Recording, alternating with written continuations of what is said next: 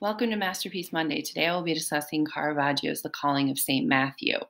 It was created in 1599 to 1600, so fits within the Baroque period, this period in time that lasted between the late 16th century and the early 18th century. I call the Baroque a style of persuasion, in that the Catholic Church was using this particular style to express the spirit of the Counter-Reformation and to curb the spread of Protestantism. Large churches were being built and decorated by popes and cardinals, as well as wealthy families. One example of this is the Vatican in Rome, to display wealth and prestige, and more importantly, the glory of the Roman Catholic Church. Stylistically, it really contrasts with what came immediately before it, that is the Renaissance. When we think of Renaissance art, we think of perfect proportions that are centripetal, very organized compositions, compositions made of sort of independent parts placed together. It was an art of a higher, freer existence. It was almost too intellectual for the viewer to participate. Miracles were emphasized, the miraculous was emphasized, and to be a participant, essentially you had to have faith. The Baroque period was a little bit different. We as viewers become part of the image. The compositions are more complicated. They're not as easy for your mind to get around. There's a sense of restlessness, a sense of drama. They become a conglomeration of parts without any kind of independence. So how do we see that in this particular painting? Well, first, a little background on Caravaggio. He's one of the more infamous painters of any period, in particular the Baroque period, but his technical skill caught the eye of a cardinal for a patron. So he became the in-house painter of Cardinal Francesco Maria del Monte. Del Monte actually moved him into his palazzo, where Caravaggio spent most of his career as a painter. Unlike other artists at the time, Caravaggio didn't look to earlier artists for inspiration or guidance, which is tremendously ironic given the fact that his own unique style had a very wide influence and continues to inspire many artists today. So this particular painting is a great way to investigate how Caravaggio's use of light, the use of new subjects, and his concept of naturalism all fundamentally changed painting.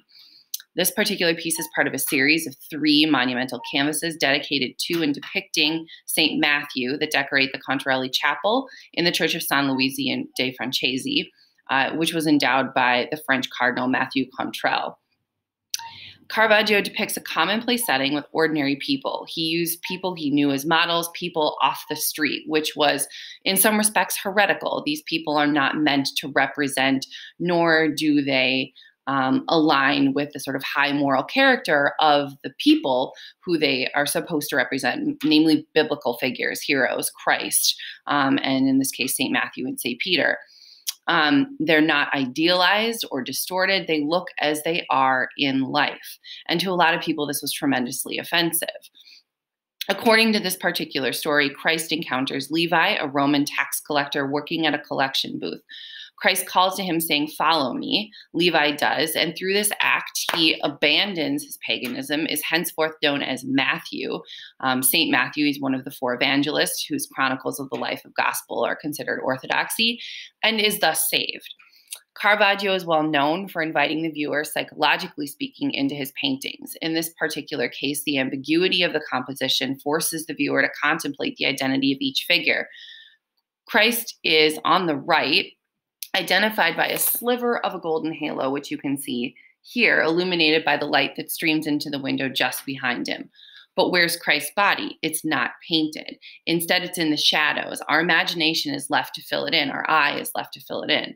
We follow his outstretched arm and pointed finger to locate Levi, also Matthew, but which one is Matthew Levi? It's not obvious. He's pointing to this entire group. We can identify him because he is lit, his face, spotlit with divine light that streams in through the window behind Christ. Additionally, he identifies himself as Levi through his finger, right? He points to himself. The use of dramatic contrast of dark and light, called tenebrism, not only identifies Levi as Levi, but reveals the opticality of the scene. The clothing is made so complex only through the play of light and shadow. Caravaggio once again invites your eye to fill in the visual pieces that are missing to create forms and textures. One final ambiguity that we may take for granted because we approach the painting after reading the title, The Calling of St. Matthew. We assume we know what we're looking at and can then deduce who the figures are. But apart from the title, just what makes this painting identifiable as a religious scene? It's certainly not the setting. This is not the tax collector's booth from the Bible. Rather, it is a dark, dingy, tattered tavern in Rome. The figures do not possess the gravity or divine nature normally expected of a deeply religious scene. These are essentially card sharks off the street in Rome. They're dressed in contemporary garb. They're not dressed in what we would imagine a scene from Galilee would look like.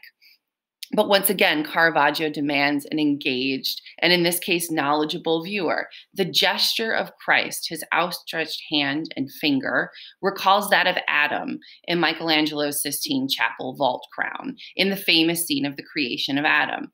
In The Calling of St. Matthew, viewing becomes a dynamic, subjective exercise in the eye because the mind as a whole can't grasp this painting. We as viewers are left to complete the image with our eyes. Through this painting in particular, Caravaggio attempts to conclude the ensuing paragone debate begun during the Renaissance between painters and sculptors about which medium more faithfully represents the natural world, painting or sculpture.